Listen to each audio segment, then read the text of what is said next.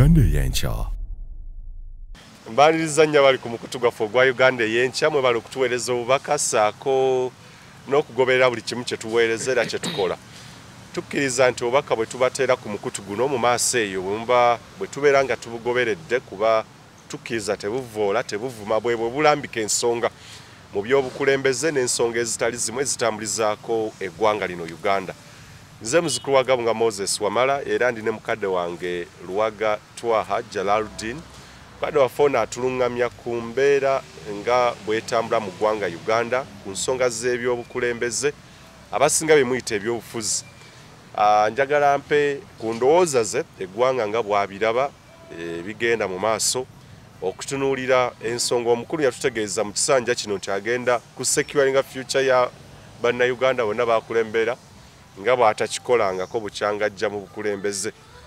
Bijja kubeera bigambo bya mukadde wange ono ambuulira oba eriiso lye ddala kituufu ekiddugala wali erikiraba ebyo byennyini bye tulaba nti eriiso ly'omukulu awaddugala bwe wala asooka yajja kuba atutegeeza n'ebigenda mu maaso mu ggwanga bitegeeza ki deals zetusayininga n'abantu ennaku zino ezeetaagisa ffe ffennyini okuinvestinga mu bainvesita abeetaaga ate okukwata ettaka lye tubawadde baliseeyo ng'omusingo ate bafune ensimbi ezigenda okukola ebyo n'ebirala byonna.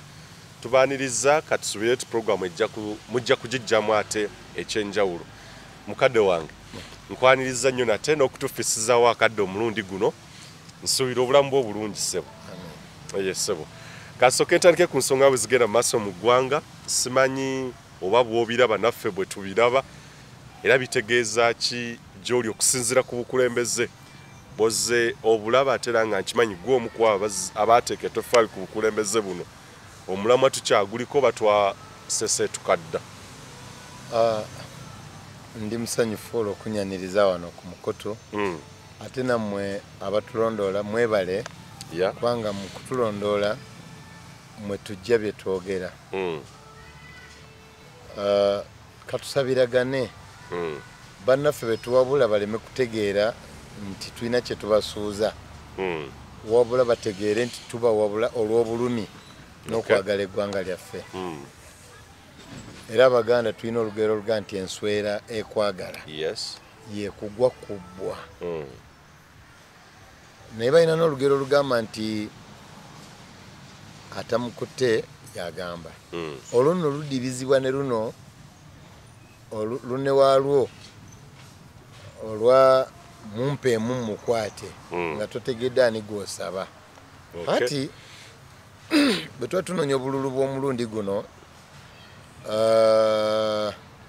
omubala gwali securing your future. Securing your future. Mu Lunyanyimbe nti ki securing your future mu Luganda neesiga okulongoosa ki okuterereza ebiseera bye ebyo mu maaso. Weesigenze okulongoosa ebiseera byaki kikyali omulamwa. Wabula twakatambula ennaku kati ndoza zakasuka 100 nezigiringa bukyanga omukulu alayira akuba ebirayiro. Yes, n'obukulembeze bwonna webali n'obukulembeze bwonna yabajja kweza mwaka mu omukulembeze yaweza mu mwezi guno ogwa May bukyanga akuba birayiro. Abalala mu June. Tunatera okweza ennaku ebisatu munaku muzimu ku bintu byetunula nga bannayuganda.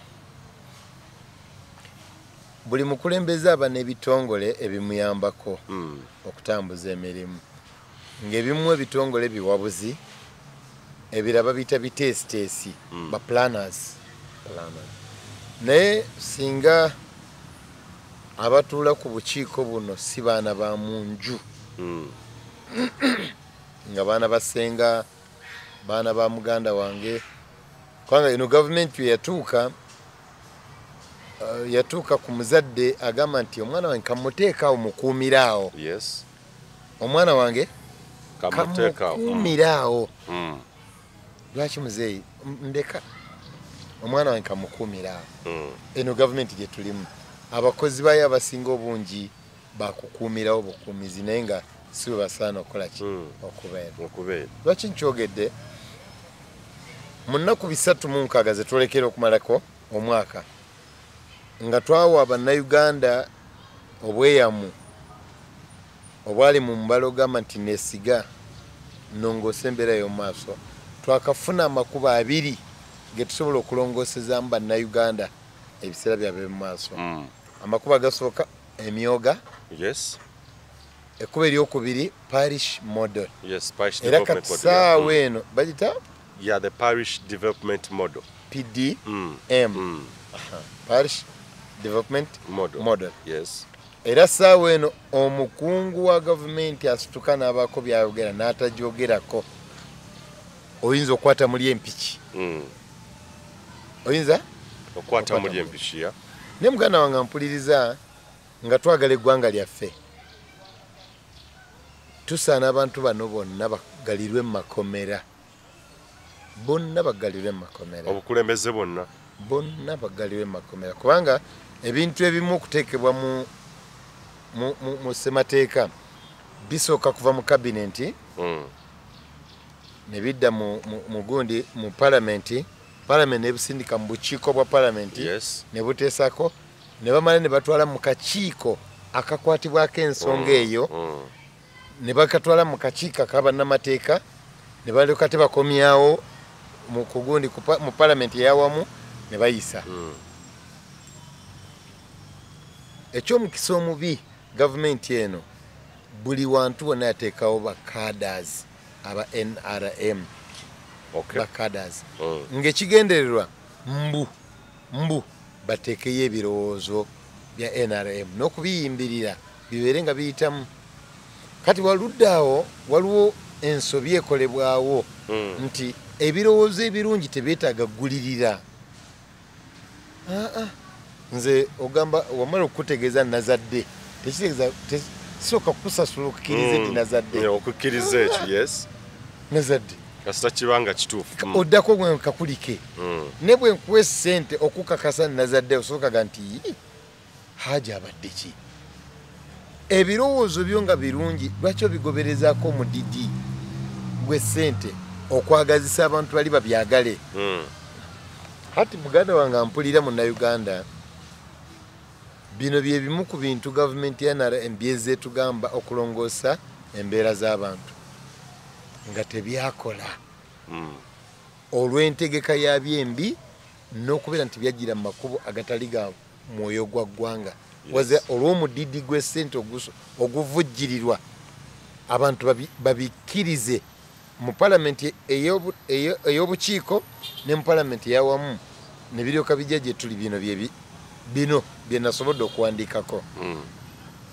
Twalinakoko ekkubo ery'okulongoosa bannayuganda baliyitakoko Luweero Triangle nga yakutubbulula tuba mu lutalo batubbulule ayalirwa ente ze bwe zaafiira ebirime bye. Twamalanga n'okutuusa kati tetuyina kye tuyina. Ne tubeerako ne entandikwa eyo ne yalikoko ne minisita Mulamba mu kabinenti namba nga mulimu ne minisita Mulamba bamuyita era bagiyita Nayakisamba Mugerwa. Entandikwa ng'ekigendererwa kulongoosa embeera zaffe ez'omu maaso. Kakati mu Government Poverty Action Plan ne bwogenda ku mikutu gya Uganda yonna bagiraga bulungi nnyo ebirowoozo ne genda mu implementation okaaba amaziga mu government nga mu buwandiike.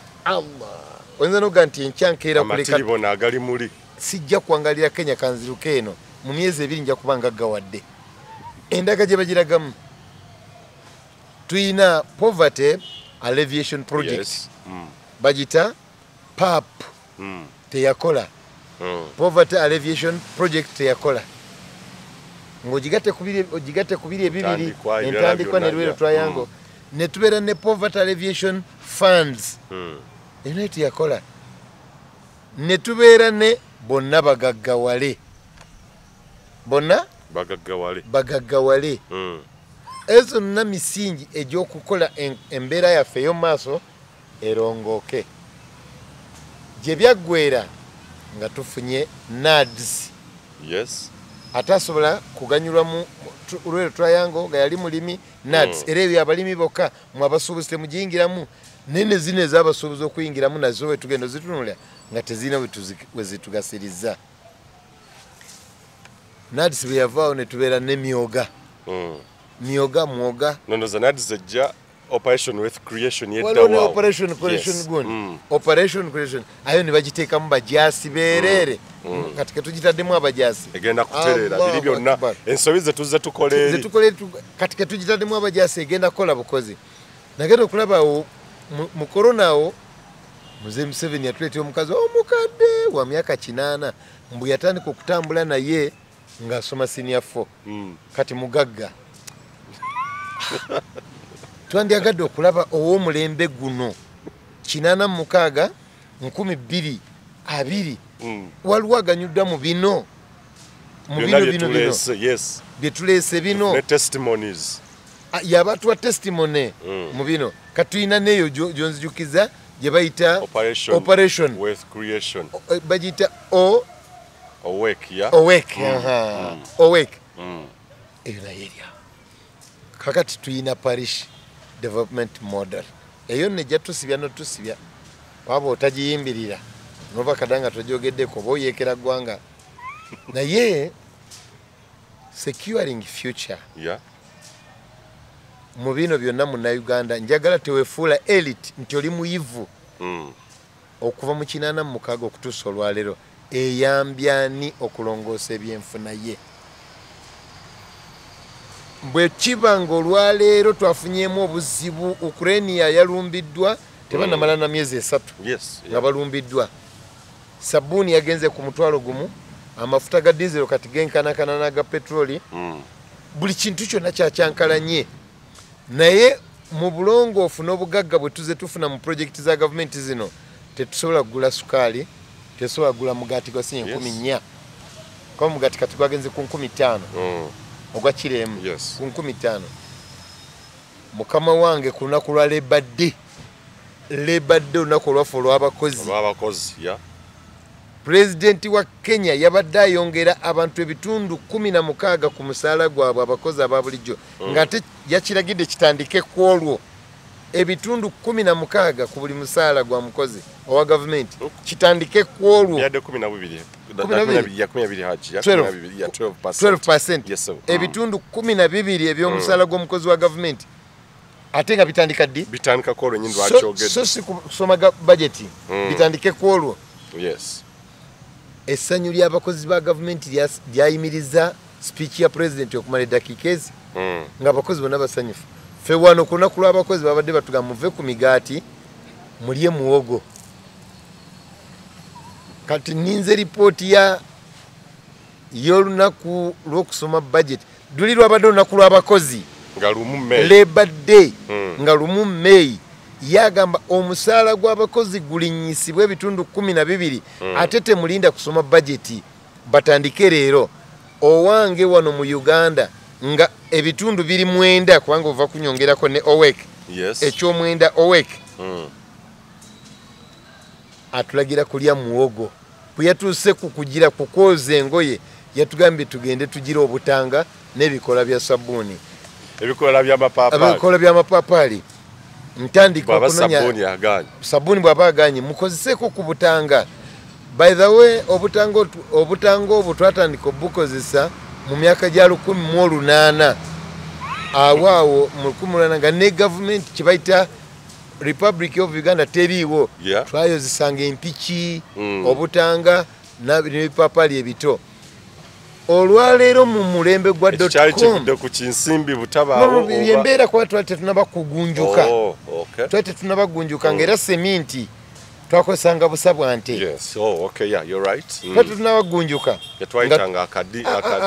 akadongo omuntu akuba akadongo ke n'amaala enjuye era nebeera very very beautiful house kati batu ku securing future batuvuga batuza mu 18 centuries mbutumaale enju zaffe obusabe mbamulemeddwa okugula cement. Are we securing our future really? Era what is our future? kakati wano ekibuuzo kyo ng'okimbuuza nze ndaba nga abatalaga obutalazi n'obutaddamu kwesigira ddala abantu etwawa bululu waffe nenze nkugambye singa nina obusobozi twandibasibye naye ekisugaji tukwasaamuuko mu ggwanga wiiki embweti basaana kubeera mu makomera buno bakugalira mu makomera wabula nyinza obutabagalira lwa nsonga esebo ekizibu ekiriwo ono ye ssemateeka wa Uganda kyekitabo ekitufuga bwe baali baagala okukola emivuyo gino gyonna nga bw'ogiwulidde basooka kutegeka kitabo kino kino ekitabo mwe batuvugira kakati mwe batufugira ekifuulannenge kino mu nnyingo ey'ensanvu mujjukire mwenna abatulaba nti twava dda mu movement system ne tugenda mu multiparty system ebibiina ebingi eby'obufuzi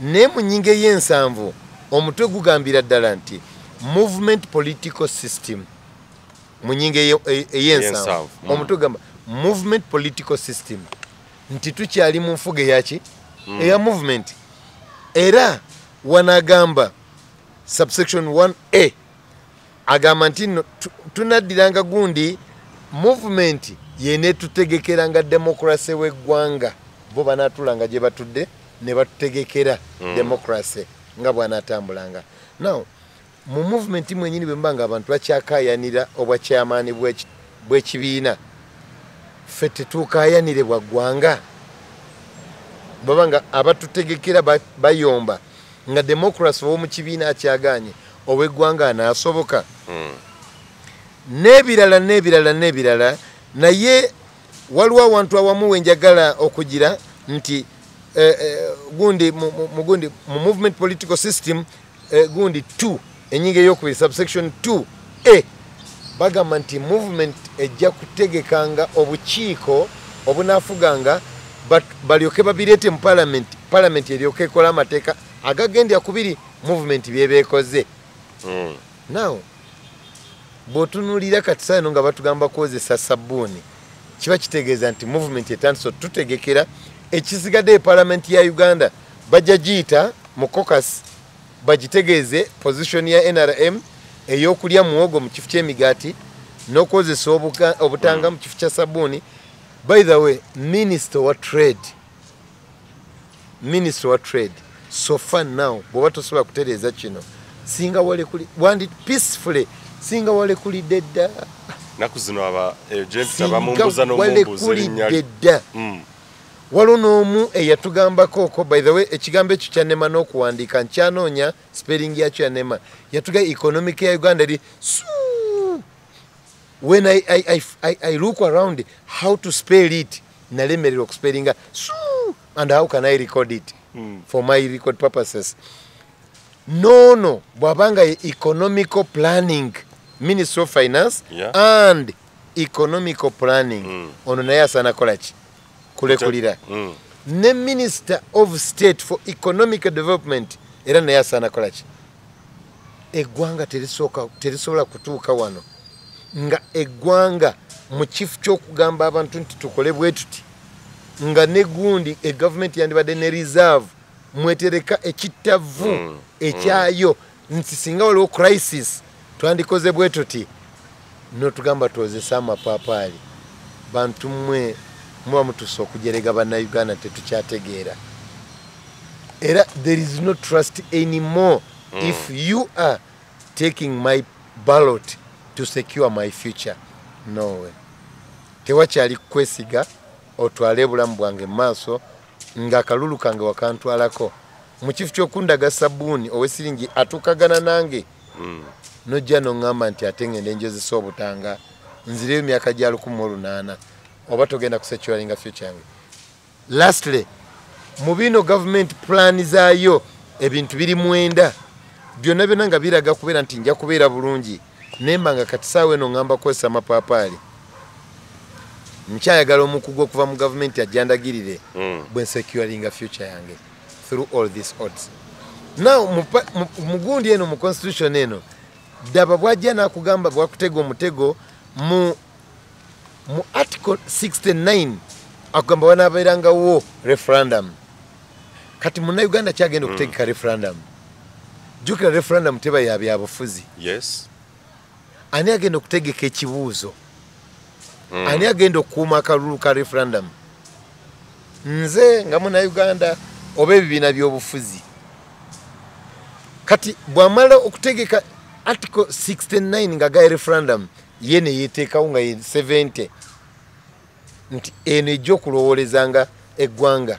Kati ate multiparty nalyo kakiteeka ku article 71 ne 72 ne bw'ogenda ozisoma zonna nga zino zinafuya 71 ne 72. Kiki kye njagala okutegeeza? This is a constitution.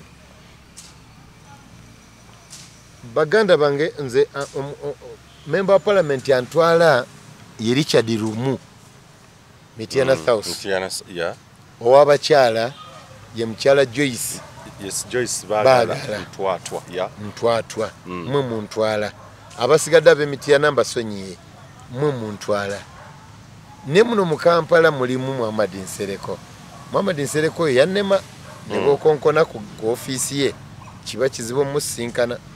Ate Muhammad Nsereko ino obuzibu manyina okuvuma abalonzi bo n'okubajerega. Ne oba oli awo tusaana tujeregebwe nejjukira nti ebirowoozo ebyaffe byotwala mbatuma mu linnya lyabo benkulembera nga mu ddiini. Article 70 mugijje mu constitution. Muyinza okuba abatono ne mukireke mu rekodi. Mukireke mu rekodi. Nenga muno mu biwandike black and white kiveemu. Kiveemu. Kwanga ebintu byonna ebikolebwa ne tutabako bwogerero. Tebereza parliament ye 10 ye yajja Uganda mu nsi yonna okutunda emmwanyi. Yes. Nga kiyise mu parliament. Nenga mitego gya article 70. Waliwo ne munadiini omu esente z'ekibi bwe zijja zitambula. Waliwo munadiini omu yatuse n'okugamba nti parliament ye 10 yatukola bubi nnyo kubanga ye yagaana okuyisa etteeka lya refinery. Nolwekyo okulinnya kwa petroli n'amafuta kivudde kubeera nti parliament ye 10 teyayisa refinery bill. Nenjagala pastor sijja mwogera linnya kumpewo ne bw'aba awuli akitegedde. Njagala ayogere draft ya bill eyo we yali oba bagireetako ku floor ya parliament. Njikira ne yali right honorable speaker by then era naye yavaayo nayo ekibuzo kyo kimu ky'obuuziza. Akyogereko. Kati munaddiini bw'otuuka okulimba bw'otyo nja kweraliikirira nnyo bw'osumba. Nze kitange mwali Muyidi Kayondo nabagambye ensonga zaali ezi nga bwe zikulema amaka ga Kayondo gaveemu. Tojja gasobola okutambula ekiro obubbi n'obulimba. Nenge teeke ekkulu erifuga gana abiri bulimba. Munaddiini bw'otuuka okulimba obulimba obw'emisana ttuku bw'otyo oba ogenze wala nnyo era kuwagika essente ezikuleetya okulimba osaana ojje mu palamenti wakati ogambe eggwanga ndyetondera nalimba. Tewaliiwo we baali baleetedde ku bbiru ya dinete singa gavumenti eyina omwoyo gw'eggwanga nga bwe bakiteeka bwe bakirambika mu gundi mu constitution bazimba government reserves. Yes. Reserves. Netubeera ne fuel reserves. Netubeera ne gundi ne livestock reserves. Yes. Kwanga twalina amalundiro gaffe wano ekisozi. Eryo eddundiro lyali lya government. Tetumanyi Mzee Museveni yalitwala atya lifuuke lirye. Eyo yali government ranch. Teryali ddundiro nga lya bwase kinnoomu. Etteeka ekkulu muno ne bw'abanga ambasada n'ofuna ekirabo nga kya kisolo osooka n'okitwala mu ddundiro lya gavumenti n'okujja n'okola declaration bampadde ekirabo ky'ente ne banoonyereza bakikwadde nga ambasada oba bakiwadde nga wamala. Bwe baba nga bakikuwadde nga ambasada egende mu ranch ya gavumenti ne baba bakiwadde nga wamala gikuba ogitwalewo. Kwabali babiri abantu abo baawukana. Yes, baawukana of course. Okukikwa nga ambasada wamala liba ggwanga. Okukikwa nga RC3 eryo ggwanga. Okukikwa nga minisita wa gavumenti ggwanga. Olina gitwala mu ranch. Kyajja kitya ateekulosinga eddeewo omuntu sekinoomu nakyo kyetaaga okubuulirizaako. Now but reserves, livestock reserves, tulina okubeera ne gundi cash crops, tugende ne crops ne crops. Wano ebintu ebyo bamemba ba parliament bentumye abankiikirira Joyce baagala nkutuma butumi era totya gwe gamba shehe ye yantumye kwanga obuvunanyizibwa bwo gyendi Richard Lumu obuvunanyizibwa bwo gyendi oyina okutuusa ebirowoozo byange. Zambia America yajja n'egitwalako egundi ya copper nga tebasasudde wadde coin neki ne bagibaguza ku price ku no price ne bamala ne bajja mu mwaka ogwasooka ne basima copper wa Zambia ne bajja ne mbwate ne balyoka basasula Zambia nenga basasula royalty ne basasula 0.30 0.0001 as a royalty price. Kati America yemu mu nsi yonna esinga okutunda copper ne tugende mu America ondage egundi ya copper eri luddawo bamusima Zambia. Olwaleero mu Uganda muno mulimu akakodyo bwe batujja mu mmwanyi Buganda yali etandise okusimba emmwanyi zaayo nga kisuubirwa Buganda eyinza okutandika okutunda emmwanyi zaayo nga Buganda bwe tubanga mwe mutumye ssente zaffe ez'ebintu bye mupangisa ne bye mukoleramu ng'ate bya Buganda katwerimire emmwanyi zaffe zaatuuka bwe zaatuuka ne batulagira bwe tuzinoga twali tugenda kompitinga mu katale k'ensi yonna ne bakola etteeka. Wabakulu bafulumiza Uganda Coffee Development Authority yafulumizangiraga nti emmwanyi eziva waneeno mu Buganda bags and bags of 2.8 million mu Buganda mokka. Saawa eno waliwo etteeka ly'empulira ligenda litambula. Muzeeyi yagambye nti bwe nalisomyemu nga ddungi nnyo lwaki mulijerega lwaki temulikubira mu ngalo era yabayise ba enemies abali NFO bawagundi government gundi economical ne muzeeyi naffe tukubuuza kiki ekigaana sekinoomu okutwala emmwanyi ze kiki kati Uganda uliza mwana wange wamala Uganda nga minister ow'ebyensimbi yali Moses Ali bagenda ko mu ddungu ery'Abawarabu ne babatwalira emmere ne ssente okubayamba mwaka kyogo Hajji mu 74 okay 1974 Amin yagenda ne minister wa finance Idi Amin ne gundi Moses Ali ne bagenda bayambe ku United Arab Emirates nga bagenze gikola ki myaka 8 emabega bagenze giyamba Uganda yayambako kensi gye bayita Singapore wali likwanyu ne bagiyambako ko ngeri bubi mu 7 myaka gyensanvu government ya Uganda ye yawanga esente zisumanyi bwe muziyita mu lulimi lw'amasa buli mwana wa Uganda yenne yali mu university mu nsi y'ebweru nga Uganda yemuwa ensako ye kasita omwana yaweerezanga akaunti ye nga government ya Uganda kweteeka ensako y'omwana waffe ali mu nsi z'ebweru. Oyo togera kwa Amini yali teyasoma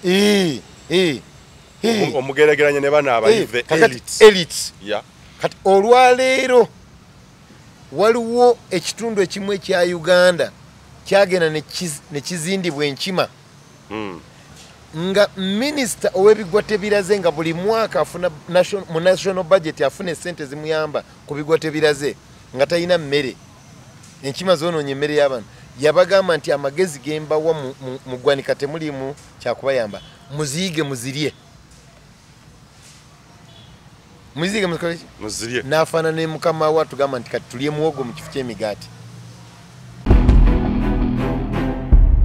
Uganda y'enkya.